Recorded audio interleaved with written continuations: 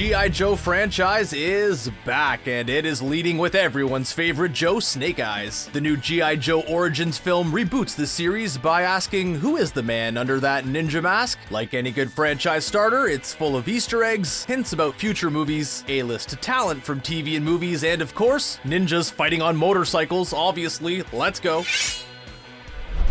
While the G.I. Joe Origins movie answered a lot of questions about the life of Snake Eyes before he became a Joe, it did not answer one of the biggest questions surrounding him since his first appearance. Across the entire movie, people refer to him by his Snake Eyes nickname. That's because the character still doesn't have a name. Either that or his father literally named him Snake Eyes, which for the G.I. Joe universe really would not be that surprising.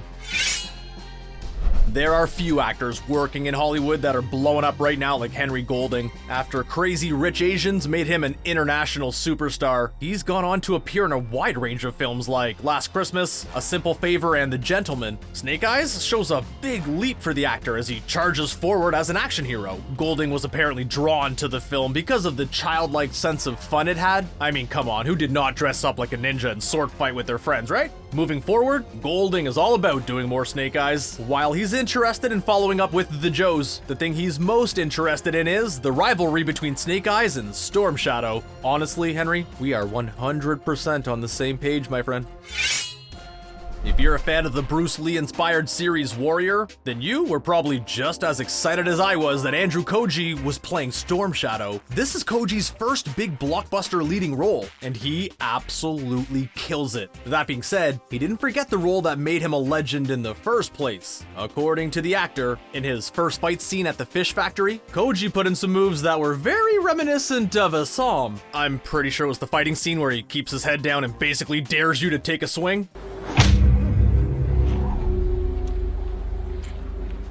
Honestly, a Psalm versus Storm Shadow? Oh man, that would be a pretty solid fight. From interviews with both lead actors, it's very clear that they saw this as an opportunity to launch action movie careers. Neither phoned it in or talked the project down like some of the actors of the OG movies did. Channing Tatum. As intense as Golding and Koji were, it's only a matter of time before they're suiting up for a Marvel movie or taking on John Wick.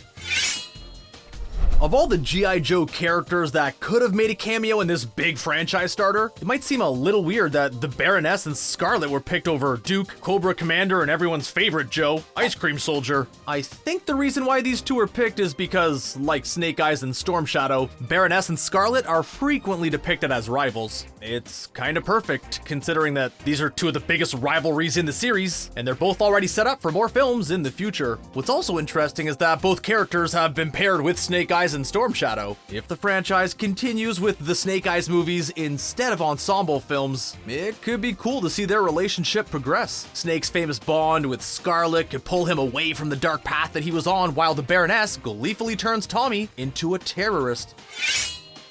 Snake Eyes clearly took more than a few pages out of the MCU handbook by throwing in as many tiny references to the larger universe at play. The main strategy the film used was to throw Cobra symbols everywhere. A shipment of guns? It needs a Cobra symbol. Deceased henchmen? Yeah, give them Cobra badges. The Baroness is dressed like a flight attendant. Obviously, she needs a pin with a little Cobra symbol in the center. I do feel like if Cobra wants to be a, secret terrorist organization, they should probably stop putting their logo on literally everything they do. There was one giant G.I. Joe reference that snuck through the film largely unnoticed. If you look closely at Tommy throughout the movie, you'll see an oddly placed facial scar on his cheek. This is definitely a reference to one of the most noteworthy details of G.I. Joe action figures, the tough guy face scar. The reason for this scar was to give the original Joe action figure a distinct facial feature so that they could trademark the look. Honestly, it's surprising that more characters in the G.I. Joe film series have not had more face scars.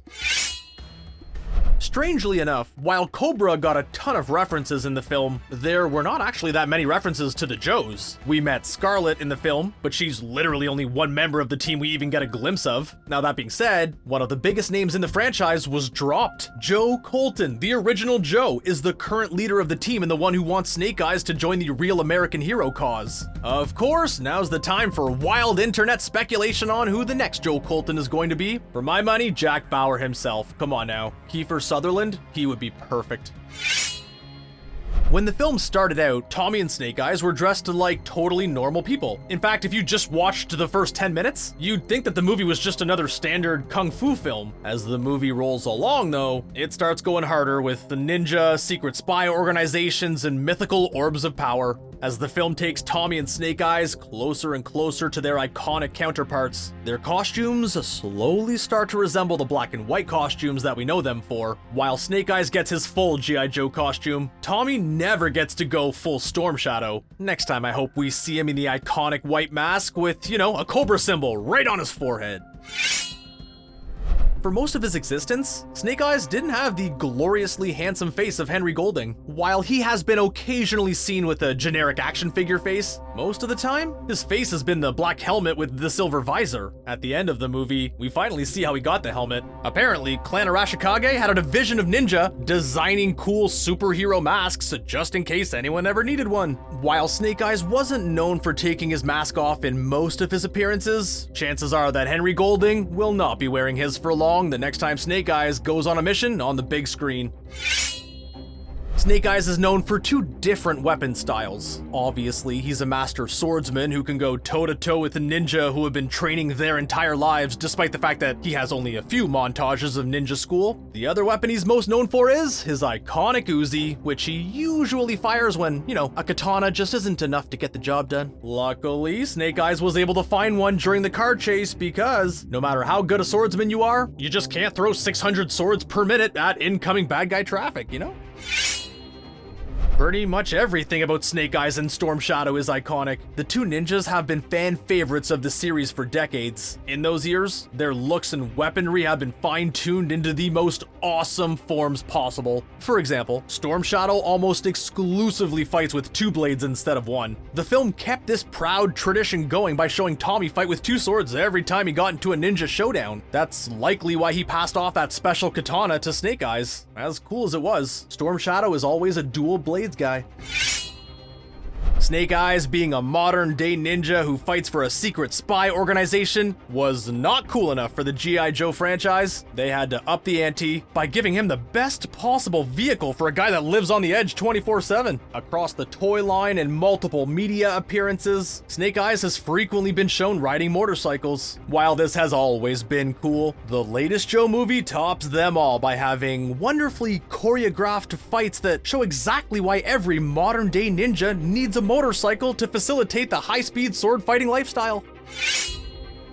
My favorite reference to Snake Eyes' history comes in a quick scene that you could have thought was a bad take kept in the final cut. When Scarlet makes her big pitch to Snake Eyes for him to join the Joes in the final scene, she enters with a cough saying that she had something caught in her throat. This is a cheeky reference to the fact that Snake Eyes is almost always portrayed as a completely silent ninja instead of the talkative Henry Golding version. Snake, how's all that sound? That's what I thought. Who knows, maybe he'll get a bad case of laryngitis before the sequel.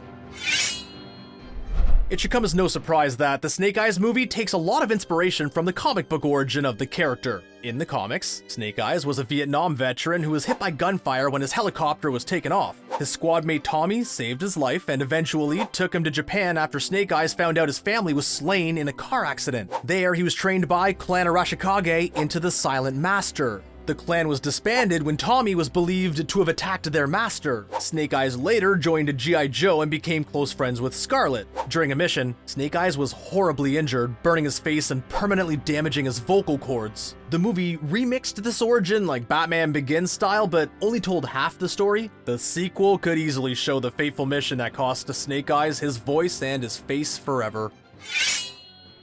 You wouldn't think that a silent ninja would have a lot of cool stories in the G.I. Joe mythos, but he actually is featured in one of the greatest comics in the franchise. The Silent Interlude story famously sees Snake Eyes rescue Scarlet from Cobra. While this is a pretty standard plotline, the comic famously doesn't have a single line of dialogue or even a thought bubble. Henry Golding has actually said in an interview that he would like to see the story adapted somehow. I mean, they did make sure to establish a friendship between Snake Eyes and Scarlet, so they very well could be setting the stage for the best Snake Eyes story to make it to the big screen. We get a great look at Clan Arishikage in the Snake Eyes film. This is a very special part of G.I. Joe's mythology that the movie takes heavy inspiration from. The movie takes characters like the Hard Master and Blind Master right out of the G.I. Joe stories. Not only that, but the iconic Clan Arishikage symbol is all over the movie. If you look for it while Snake is wandering around the complex, you'll see it in the background all the time. Most notably, Tommy wears the symbol on a ring that he abandons at the end of the film. But, like, if he doesn't want it anymore, can I have it? The entire film, everyone at the Arishikage complex hypes up the third challenge and how terrifying it is. Turns out that the last challenge is to face giant CGI anacondas that will attack anyone with an impure heart on sight. While that is one of the coolest moments in the film, it also has a lot of symbolism for what both characters are going through. The black and white snakes that circle Snake Eyes represent the journey from being obsessed with vengeance to becoming an honorable warrior the black-to-garbed ninja goes through. On the other side, we see the white ninja, Tommy, go from the most honorable character in the film to the exact kind of monster he vowed to fight against in the first place. While Snake Eyes has been known as Snake Eyes for his entire history, the film actually gives us something more. It actually explains how Snake Eyes got that codename in the first place. The movie cleverly weaves the nickname into his origin by having his father, Slayer, use loaded dice that always come up Snake Eyes during a lethal game that costs the family everything. I hope they continue this trend with the rest of the G.I. Joe codenames. Like, was it a massive traffic incident that inspired the name Roadblock? I wanna know. The Snake Eyes film wasn't actually the first idea for the reboot of the long-dormant film series. The G.I. Joe Origins film took the place of the planned reboot G.I. Joe Ever Vigilant. As of right now, the film seems to be technically in development. It's entirely possible that whatever this film was supposed to be will be retooled into a Snake Eyes sequel sometime soon. The original G.I. Joe duology may not have been critically acclaimed, but it does have its fans out there. I mean, it was a serious stepping stone for Dwayne "The Rock" Johnson's action hero career. It's kinda strange that there is practically no reference to the original films in the new movie. Apparently, that was no accident. Andrew Koji was very clear that there was little love for the original films. He even went on to say that he made sure his Storm Shadow had more to him than a set of abs. If you can't wait for more G.I. Joe action, there's some luck for you. Amazon announced a new G.I. Joe series centered around the character Lady Jaye. It's likely that Snake Eyes laid out the conflict with Cobra that the Lady Jaye series will deal with. Could Snake Eyes, the Baroness, Scarlet, or Storm Shadow appear in this series as the G.I. Joe franchise slowly builds out its universe? Chances are pretty good that at least one of them will. My money's on the Baroness. If Scarlet looked awfully familiar in Snake Eyes, that's likely because actress Samara Weaving has been blowing up. The star of Ready or Not, Guns Akimbo, and Bill and Ted Face the Music is only gaining more clout in Hollywood every year. Funnily enough, she's the niece of another Hasbro movie actor, Hugo Weaving, also known as Megatron himself. If it seems like a weird choice to launch an ensemble franchise with a tightly focused solo film, it's clear where the filmmakers got their inspiration. While the MCU method was clearly on their minds, it's more likely that the critical acclaim of the Transformers solo film reboot Bumblebee led to the G.I. Joe franchise refocusing around Snake Eyes. Seeing as the first two films were praised for the ninja sequences more than anything else, it's no wonder they gave Snake the spotlight. I don't know about you, but I thought the Baroness and Snake Eyes was perfect as the infamously sinister Cobra agent. Fans of Netflix's Money Heist immediately freaked out when they saw her, since the actress, Úrsula Corberó, plays the main character Tokyo in the series. Now that the show is wrapping up, there's plenty of free time for Úrsula to make appearances as the Baroness in future G.I. Joe films. As cool as Tokyo is in Money Heist, I really would not mind if the next solo film focuses on Scarlet and the Baroness. If the end credit sequence tells you anything, it's that the director of the film was Robert Schwenke. Seriously, I do not remember the last time the directed by credit was so over the top. Frankly, I think that Schwenke has earned his level of self-congratulation considering how many low-key comic book hits he has snuck under the radar. Before Snake Eyes, he worked on films like Red and Ripped that were solid action films even if they weren't exactly Casablanca. As well done as some of the fight sequences and character beats were in the film, I would not mind if they gave him the keys to the franchise moving forward. While we'll likely see this story continue in an Avengers-style G.I. Joe team-up movie, I'd really love to see another solo film where Snake Eyes and Storm Shadow fight on motorcycles again. You know, there's just not enough ninjas fighting on motorcycles. We need more of that.